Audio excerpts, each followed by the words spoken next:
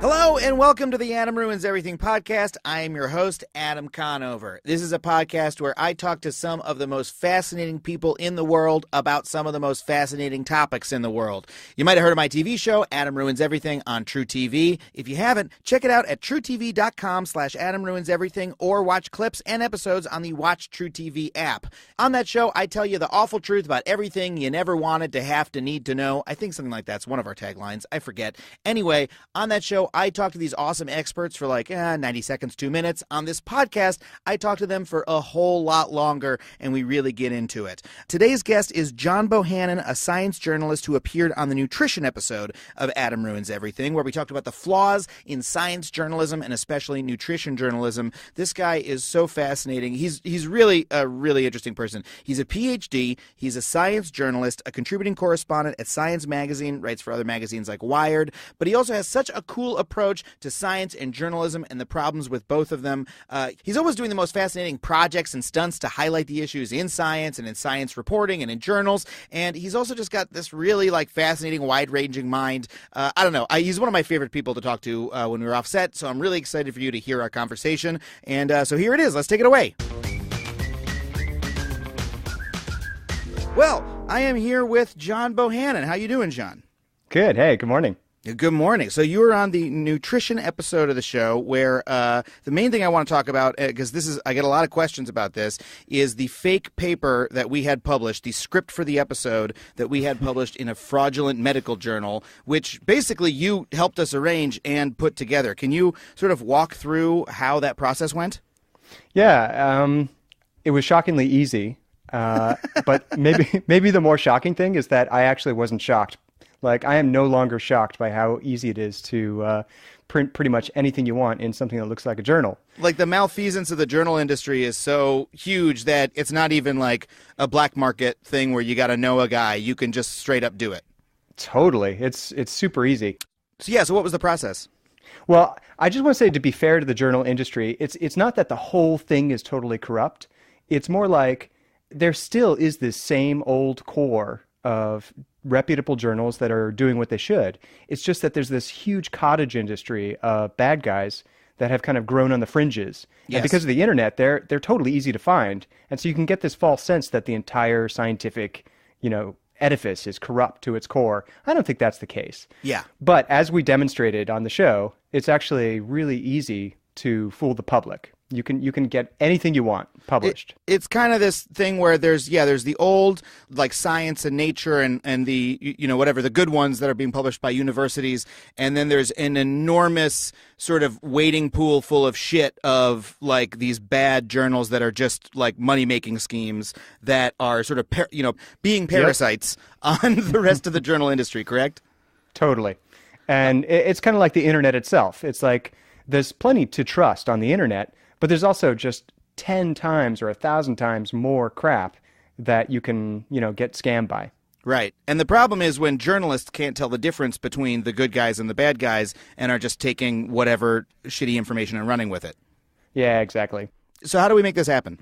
Okay. So when we first started talking about this episode, we were thinking of doing maybe a fake study, kind of like I did with the chocolate hoax way back in the day.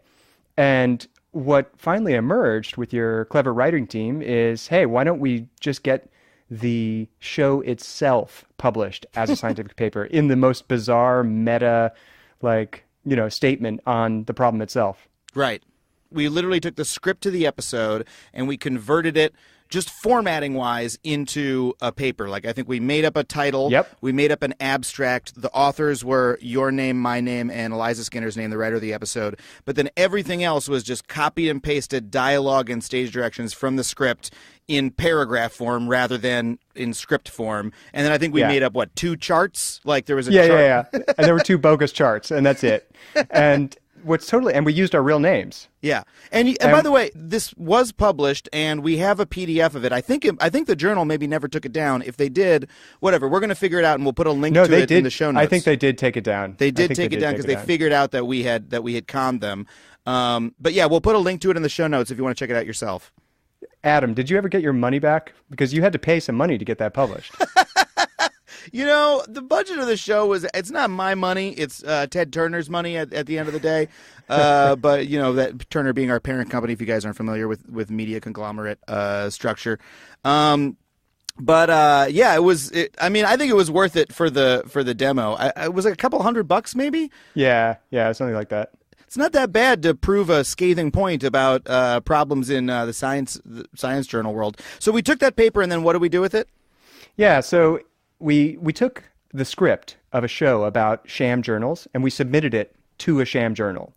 And and it really only took a matter of days before, or like a week, before basically the wheels started turning, and I got an email back saying your paper has been accepted. There's like no review process.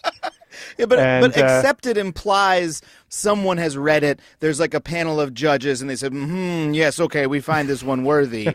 But exactly, the content of the paper was so ludicrous because it was literally a script pointing out about this very topic. If a single person had read a sentence of it, they would have known, like not even a judge, just if like a small child or a dog had read a sentence of this, they would have known not to publish it.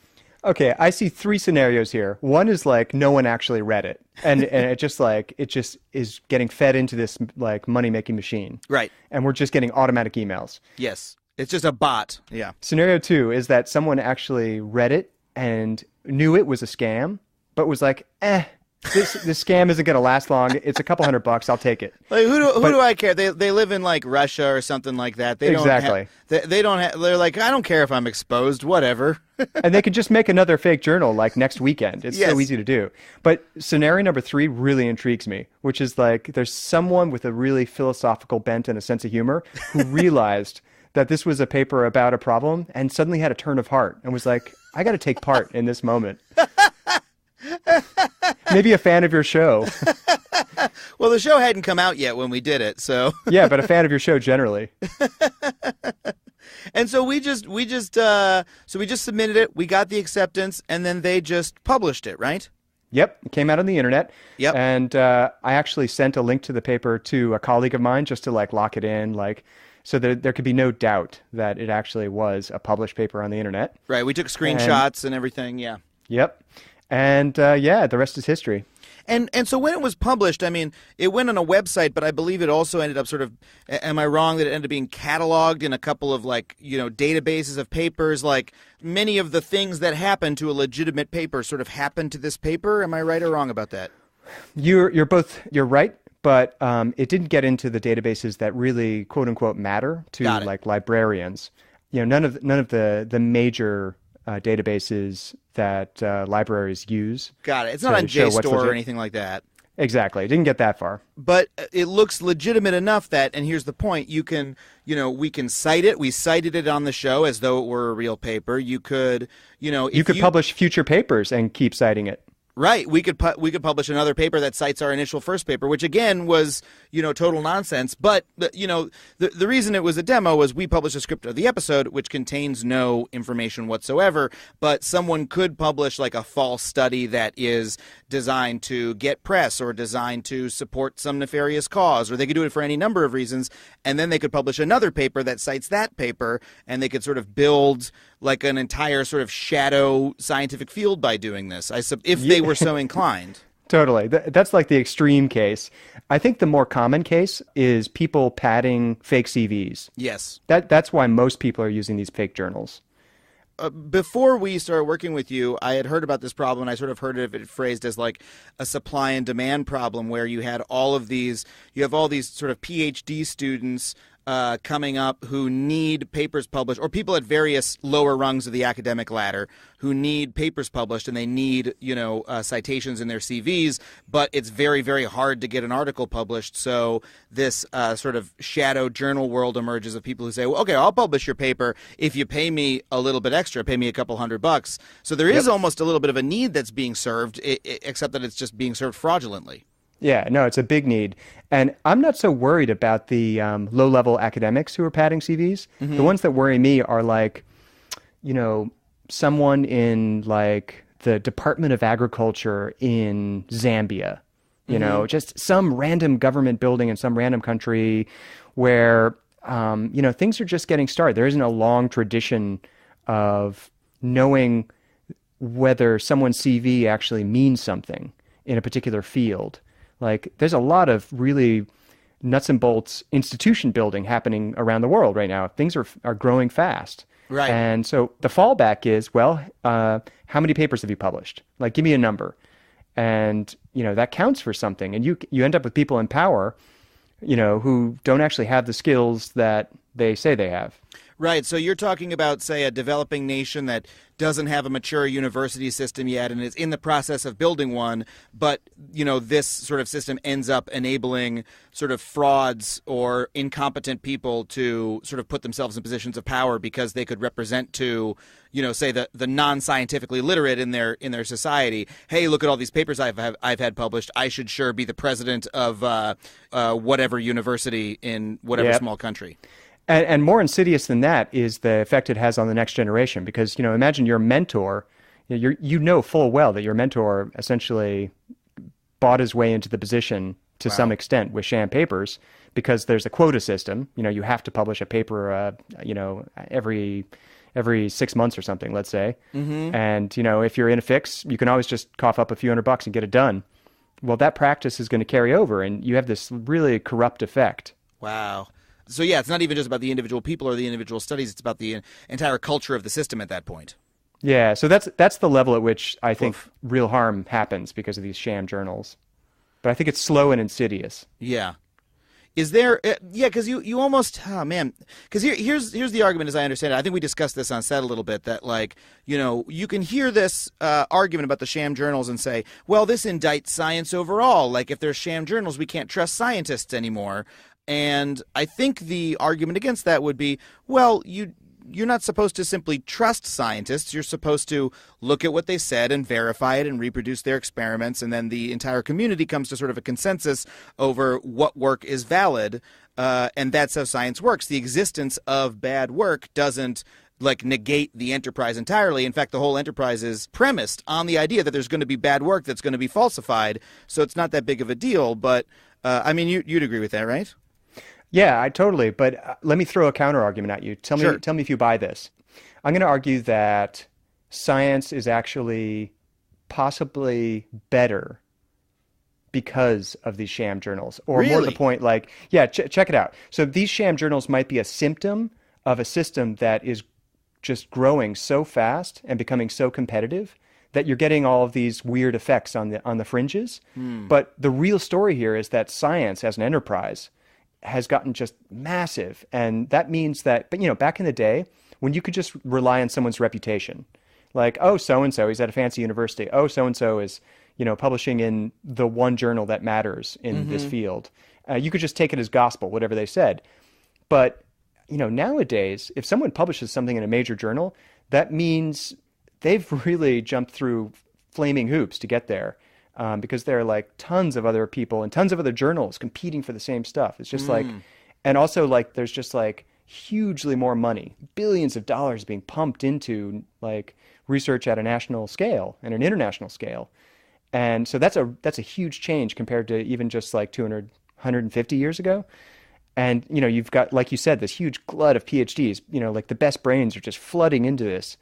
Whereas they used to just flood into industry.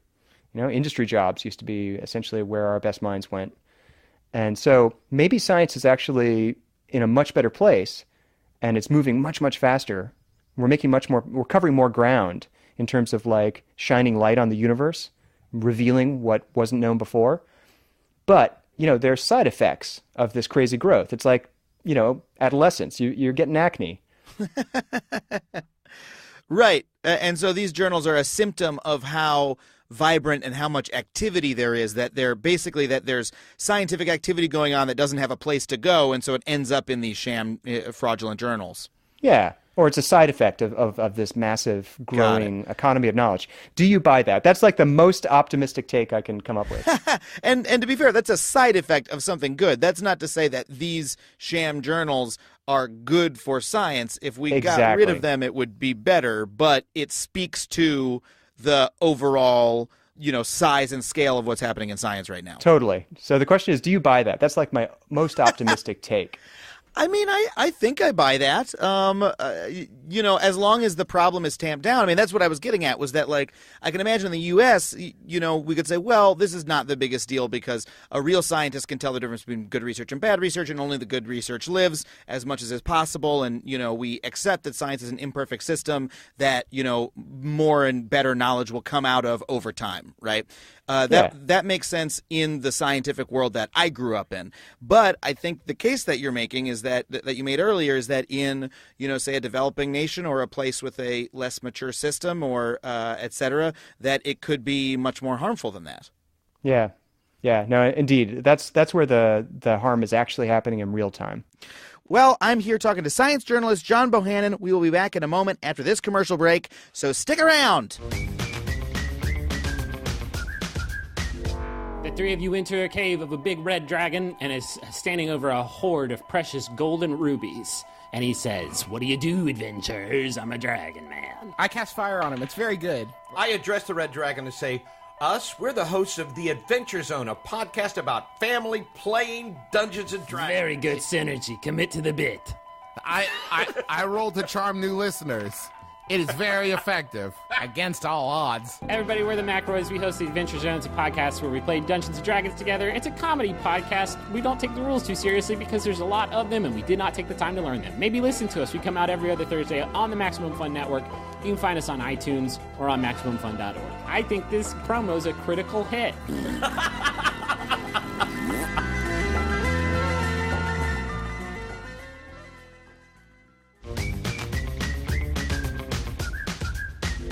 Welcome back to Adam Ruins Everything, the podcast. I am talking to John Bohannon. Also the place that you drew attention to in your own work, and this is the work that brought us to you in the first place when we were sort of investigating this issue and said, oh, we should do this on the show, is you've really highlighted the role of the press and how, unscrupulous scientists / journals are able to basically use this system. Look, it's not going to fool Dr. Mega expert at high physics university, but these sham journals have a much easier time pulling the wool over the eyes of the science reporter at the Huffington Post. And you demonstrated that very vividly with a fake chocolate study, which I believe we referenced on the show, but we don't go into it in much detail. Can you tell us about that?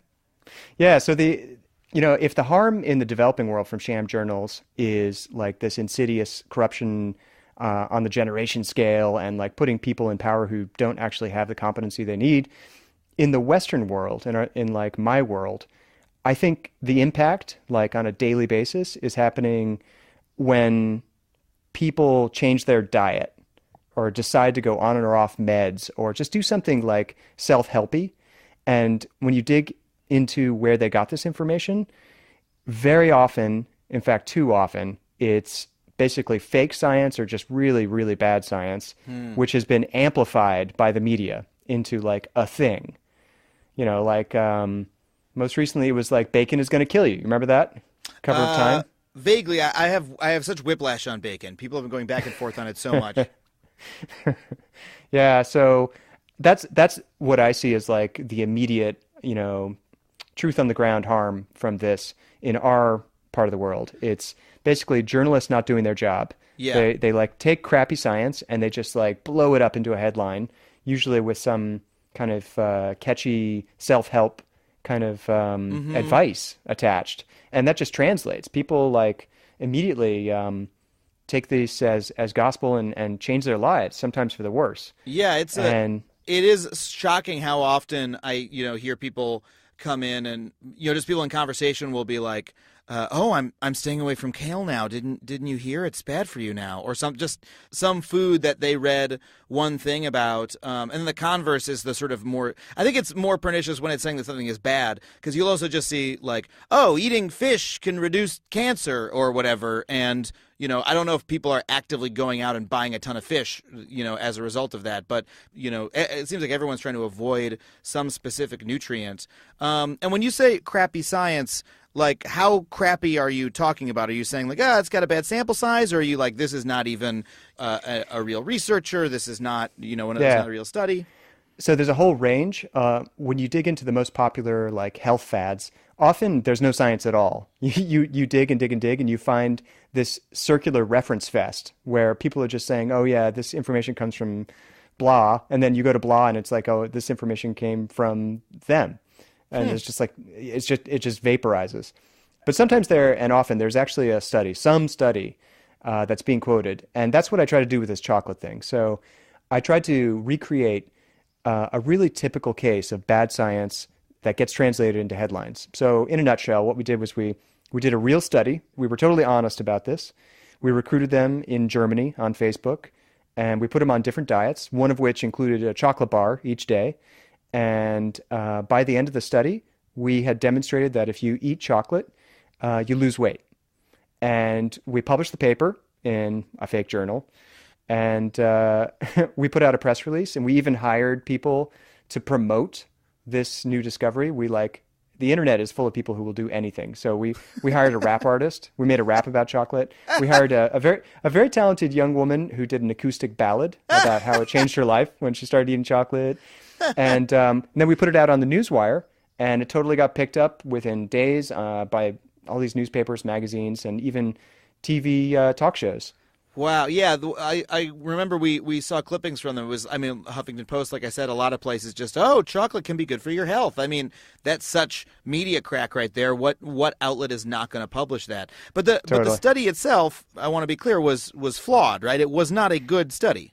Right. So I wanted to do something where when I caught everyone in the act of overhyping this crap, that they couldn't say, yeah, but it looked like science. Like we couldn't have been expected to catch this. Because you don't want to do a trick that's so good that they couldn't have been expected to know it. Then you're just an asshole because you fooled some people who were trusting you. So it had to be you had to make the flaws. The flaws had to be in such a form that a responsible journalist would notice, correct? Yeah, exactly. And so what I did was, the main flaw is that nowhere in the paper do I even say how many people were involved. And the answer, if you really dig into it, is 16 people. Mm-hmm. And here's a little math trick that you can do yourself at home. If you get a small number of people, I'm not even kidding, you should try this. Get a small number of people. You can do it with your family. Collect a ton of data about them. It doesn't matter what data, just some data, height, weight. Ask them on a scale of 10 how their sleep was. You can just measure anything numerical about them over time. Yeah, do it for a couple weeks like we did. And then there's just a simple statistical test where you compare one thing to the other and you say, is this thing affecting this other thing? In our case, we wanted to know if the group that was had one difference between the rest, which was that they were eating chocolate, did something change about them? And the answer was, well, they're slightly lighter by the end of it. They had kind of lost a little bit of weight, 10%, or they lost weight 10% faster. And it met this test that's called statistical significance. It's just it's a little number called P, the P value. And if that P value is small enough, if it's under generally 0.05, then that's the result is called statistically significant. And we met that criterion. But here's the dirty math trick. You are almost always going to get something statistically significant if you measure a shit ton of things about a small number of people. And the reason is that each one of those little tests that you're doing has a small chance of being wrong, being a false positive. It looks significant, but it's not. And how do I know that? Because if you repeated the whole thing again, same people, but you repeat the same experiment, you would get a totally different answer. Right. So that shows you that's just a false positive. It's just a little bit of statistical noise because you sampled such a small amount at that moment. You got a statistically significant answer, but it wouldn't be repeatable. Totally. And that means that it's probably not reality. And the sad truth is that the easiest explanation of our result that chocolate helps you lose weight is that accidentally there were more women in one group than the other, and women do this thing called menstruation where just for no interesting reason at all their weight fluctuates over the period of a month. And the experiment only lasted a few weeks. So go figure.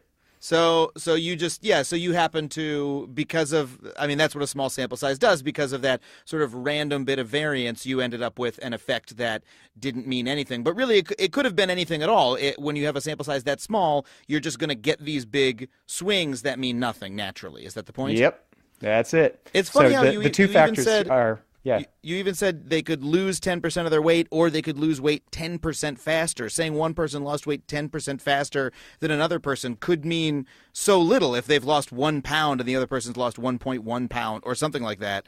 Those sound so similar, but the meaning between them is vast. Yeah, and that's kind of the problem that I was hoping to demonstrate with this bad chocolate study, is that these statistical tests are really finicky and they're so easy to misuse. But like even scientists misuse them all the time. It's really easy to do. And so how can we expect journalists to know the difference? And the answer is, well, okay, journalists, you have to do due diligence. You have to do some simple things. Like if you don't understand what a p-test is, or like you don't understand science well enough to check that we even said how many people we tested, well, at the very least, you need to phone in like for a source, right? You need, at the very least, you need to call an expert, have them read the paper and say, is this bullshit?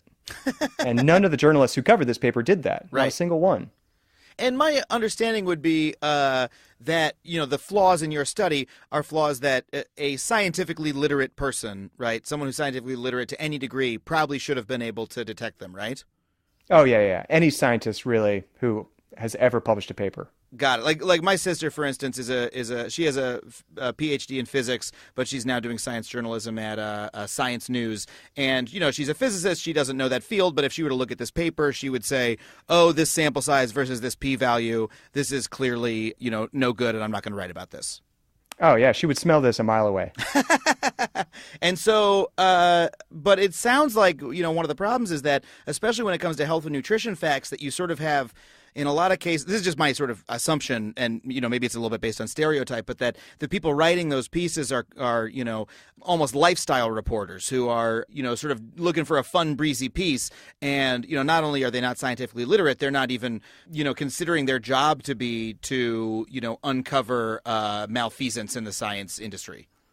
No, you're totally right. It's basically the ghetto of science journalism. If you're on the like nutrition and health beat, it's kind of the worst of the worst. And like you said, it's kind of like become a lifestyle section rather than a science section, even though like the crazy thing is that the human body, you know, when you eat something rather than another thing, like what effect it has on you, that is the most complicated science of all. Right. Like that is more complicated than astrophysics. You wouldn't think so. But we actually have a better idea of what makes stars big and fat than what make people big and fat.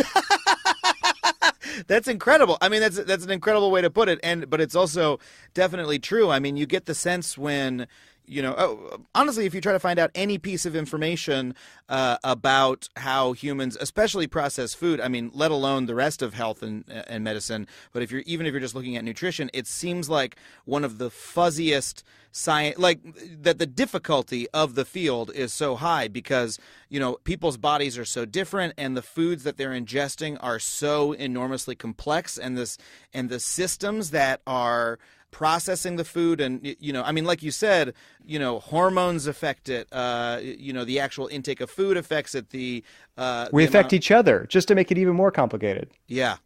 Like one of the more interesting findings in this really weird, hard field is that, for example, obesity is something you can kind of catch from someone. If you look at social networks, you can actually see the contagion of health features.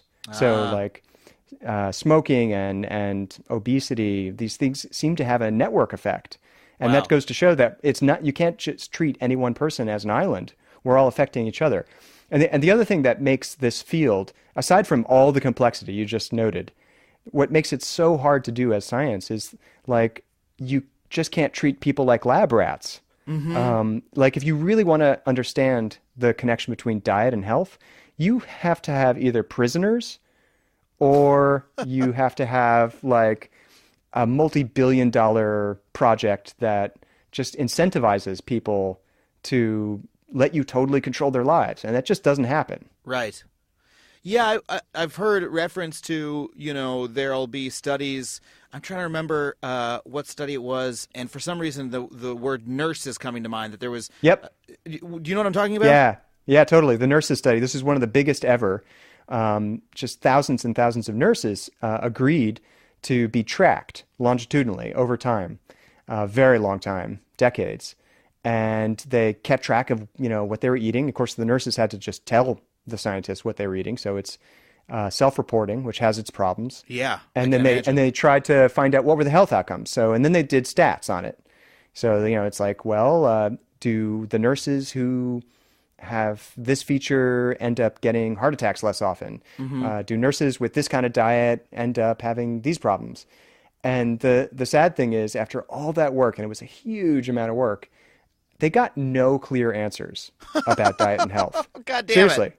no clear answers. They could not even say with certainty or even confidence whether a high-fat diet or a low-fat diet is better for health. Oh, Jesus. It was so annoying. Yeah. That's so frustrating that would be, I think the reason it stood out to me was I had heard of it, as being one of the largest studies ever, and the fact that it would come out as so inconclusive when literally it was for decades. You have researchers who are, a man is, starting this study when he's 25 and he's finishing it when he's 60 or whatever. It's a life's work. Their careers, yes. And the result of the study would be well, we can't really say A or B. Right? That's all we can really say, and this is the frustrating thing, all we can say is that there is no smoking gun. It's if there really were this smoking gun with diet, if you eat this or don't eat this, we can tell you with high confidence that you are or aren't going to die of X. If that existed, we would have found it. And that's nice, I guess. It's nice to know that. Well, so let me ask you this, and I think I can phrase this both as a question the audience wants to know the answer to, and one that I want to know the answer to. How do we go about parsing these studies? Because I'll give you an example. We this year, we didn't do it for the show for this upcoming season, but we tried to. We had read a lot of interesting stuff about how exercise doesn't really cause you to lose weight, that exercise is not, it's great for health, but it's, not that great for weight loss. And we were like, that sounds like a perfect topic for the show. Let's get into it, and we'll do a whole episode on diets and losing weight and how, and how difficult it is. And then the more we looked into it, the fuzzier it got because, we were like, well, hold on a second. Some people do lose weight, right? Okay, diet doesn't work, exercise doesn't work, be happy with your body. That was our general arc for the episode. But then we're like, wait, some people lose weight. So, and some do it by exercising. So how do we parse the difference between A and B? And then, wait a second, this study that we were putting, resting this on, that one's a little bit fishy and et cetera. If someone sees that article, right, it was a big thing. Vox did it, which is where we originally saw the idea. And they source stuff pretty well, at least as far as science articles go. But so they say, exercise doesn't cause you to lose weight. How are we as, media consumers to take that information? How do we do our due diligence, and what effect should we let it have on our lives? Well, I think the top level advice is don't go looking for an easy answer when it comes to diet and health, because we're just not there yet as a science. So, you just have to accept that you're not going to get a satisfying answer at the end of your exploration. Oh. Now, that doesn't mean that you shouldn't explore, and that doesn't mean you should just ignore all the research and that, all the research we're doing is useless. It's just really hard science. Yeah. And we're just nibbling at the edges. So, right now, all the talk is about glycemic index. You heard this one yet? Mm-hmm. I've heard about that where people say this is a low glycemic index food that isn't. Yeah. So nowadays, we're starting to have new ways to measure the impact of food on your health at a really small time scale. It's like you put this in your mouth, you chew it up, it goes in your stomach, and then something happens to your blood. And that something that happens is related to something called the glycemic index. It's like how much sugar actually gets pumped into your blood at what rate. And that turns out to be really important for things like diabetes. Mm-hmm. And so, we're starting to actually get numbers that are more meaningful than just your BMI. How heavy are you for your height? For a long, long time, that's the only measurement that we really kind of had to start to try and make sense of all these, wires coming in and out of this black box, which is your body weight. And it's not a great measurement. It's not. It's really the crudest approximation.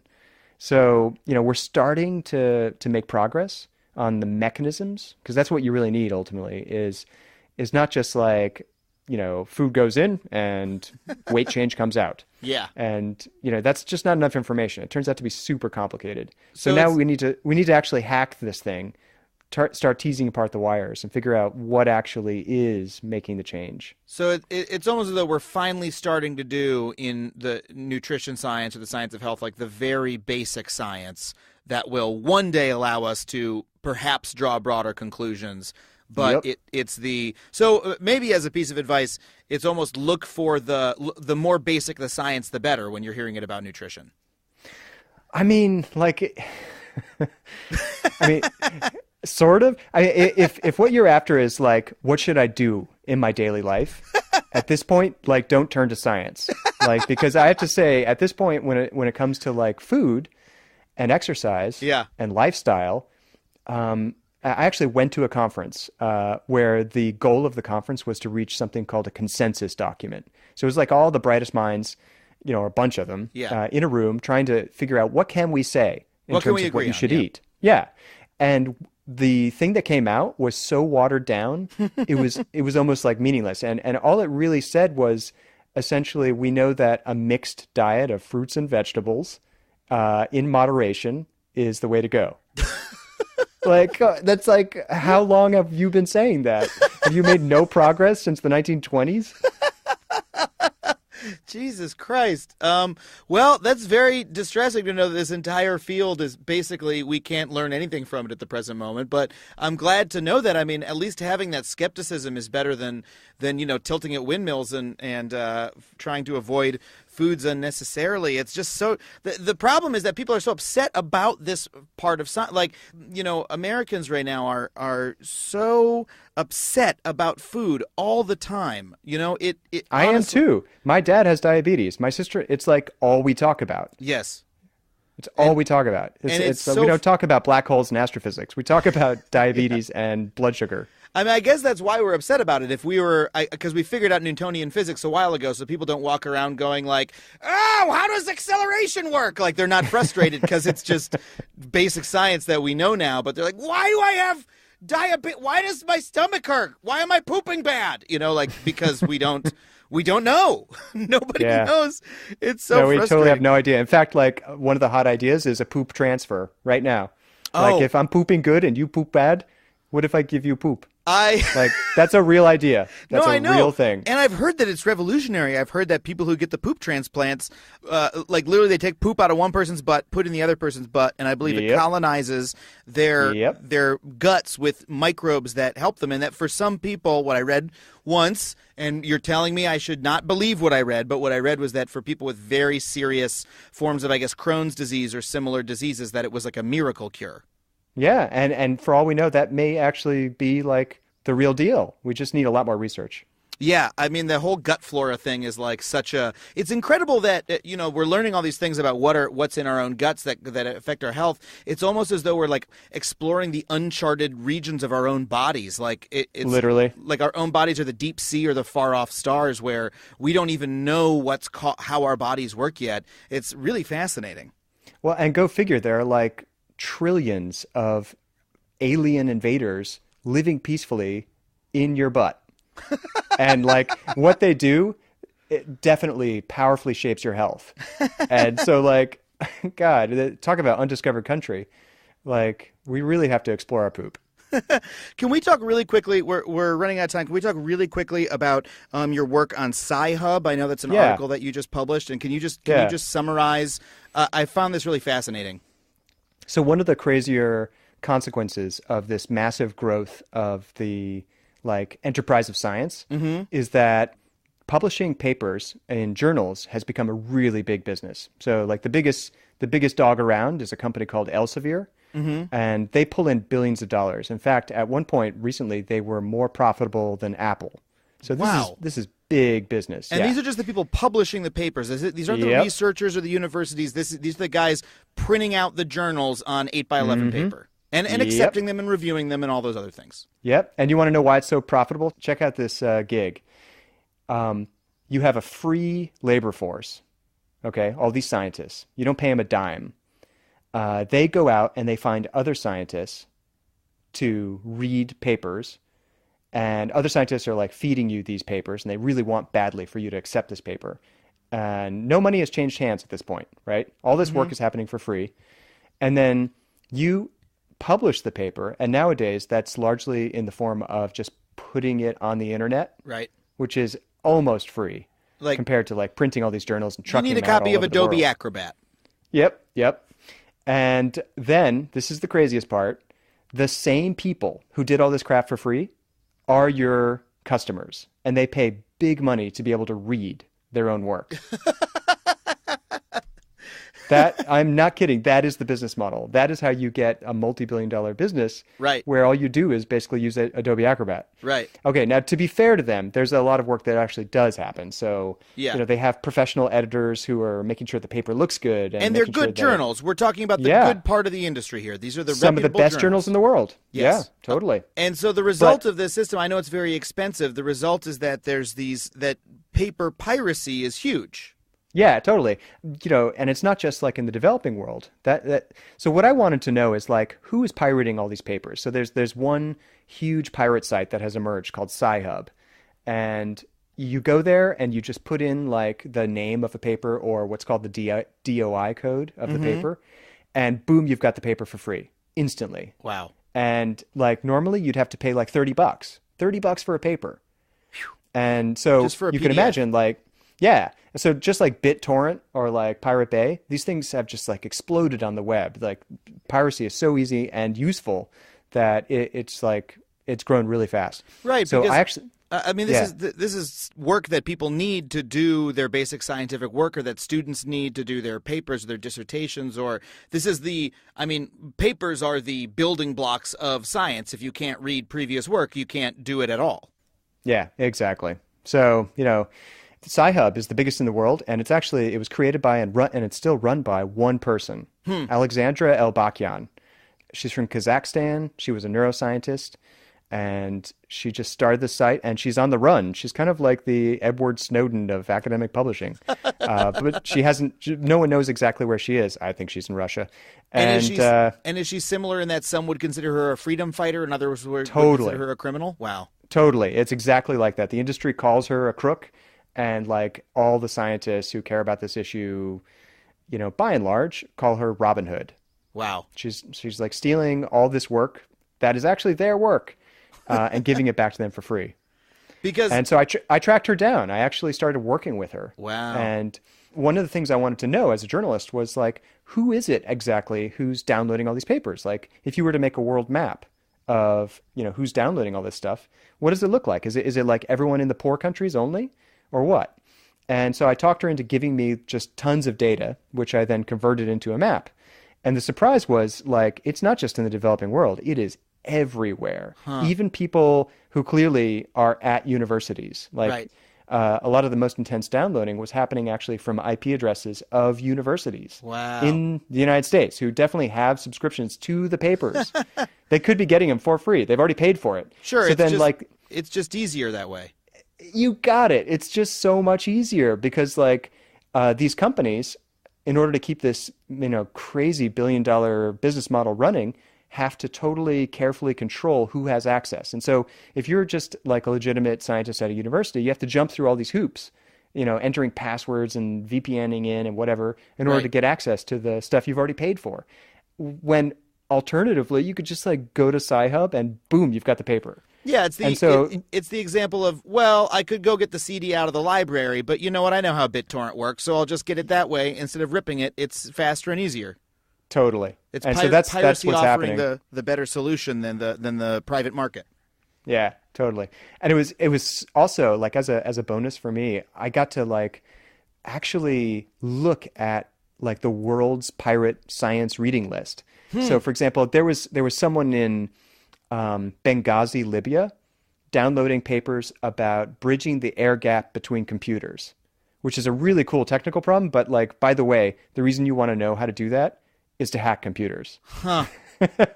And like, there was someone like on the border of North Korea reading about like the ecology of this weird, rare, swampy ecosystem, riverine ecosystem that it shares between China and North Korea. I was like, oh, that's cool. It makes sense you would care about that. Someone in Greenland was reading about what's the best way to treat cancer in a population of Aboriginal people who are distributed over a huge land area. I was like, Wow. oh, that makes total sense. That is probably a huge problem in Greenland. Yes. So it was really fascinating to be able to kind of look over the shoulder of millions of scientists too. So And it's all online now if you want to go and take a look. I mean that bolsters your argument that this sort of shadowy illegal system of that the seedy underbelly of the scientific world speaks to how vibrant the ecology is, and that it's in a similar way that the sham journals are sort of filling a need. So is this, obviously, like self-evidently. I mean, if I was a student scientist, I would feel no compunction about using one of these services. Yeah.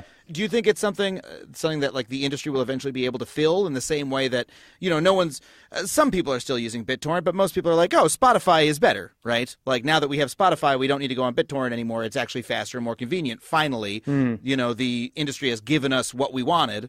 Do you see something similar happening in science eventually? There's a lot of talk of like Spotifying science, of like, basically making it cheaper, faster, better, so that the industry can still make money. Yeah. Because I do think it would actually be kind of a disaster if the entire academic publishing industry just collapsed tomorrow. Yes. It actually would be a disaster. Yes, it would. There's a lot of infrastructure that's been built to keep this machine going. Right. And, that costs money. So you need to have some kind of business model. But a lot of people are pinning their hopes on just getting rid of this subscription business model altogether. So rather than making readers pay to read what usually they've already paid for in tax dollars, like to support the research, you make essentially the authors or their universities or funders pay up front to get published. And then it's open access. And anyone, anytime, forever after can read the work. You're not paying to read, you're paying to publish. Yeah. That makes sense. I don't know if that's going to take over the whole show, but a lot of people hope it does. It is fascinating that, it's like your tax dollars have paid for the research done by the University of California. Why should you have to pay just to read what the research was? Yeah, it's the problem called double dipping. All right, well, we have to leave it there. Thank you so much for taking the time, John. This is really, really fascinating. How can people find more of your work? You can go to my website, johnbohannon.org, which is because .com was already taken by some photographer with the same name. I have the same problem. I'm adamconover.net. Adamconover.com is a computer scientist in Illinois somewhere. And by the way, I just want to say, we didn't talk about this at all. You are also a dancer, and there are some incredible videos online of you merging dance and science journalism, which I would have to say nobody has done before, and people should really go check that out. Yeah, you could see my TED Talk in which I'm explaining quantum physics with a troupe of dancers live on a stage. Can you believe that? If you want to. Why do we do this interview over audio? It seems like such a waste. I know. We should have totally danced this. Well, thank you so much, John. And thanks again. We'll talk soon. Thanks, Adam. Well, thank you so much again to John Bohannon for coming on the show. I hope you guys enjoyed that. I know I did. I had a great time. It was great for me, so I hope it was great for you too. And that was Adam Ruins Everything, the podcast. We will be back in 2 weeks. Our producer is Shara Morris. If you like the show, please be sure to tell a friend and subscribe to us on iTunes, Stitcher, or your favorite podcast app. Honestly, any of them would work. Even if you have like a Windows OS phone. I don't even know what runs on that, but probably, I'm almost certain, there's a podcast app for it, and you can listen to this on it. Maybe you're doing it right now. And don't forget to leave us a rating or comment wherever you subscribe. And again, guys, don't forget, Adam Ruins Everything, the TV show, is coming back to True TV August 23rd. 14 big episodes for you. Gonna be so great. I'm so excited for you to see them. And once again, you can find clips and full episodes at truetv.com/Adam Ruins Everything and the Watch True TV app. Whew, there was a lot to get through, but I did it. I'll see you guys in 2 weeks. Thanks again for listening. Bye. MaximumFun.org. Comedy and culture. Artist owned. Listener supported.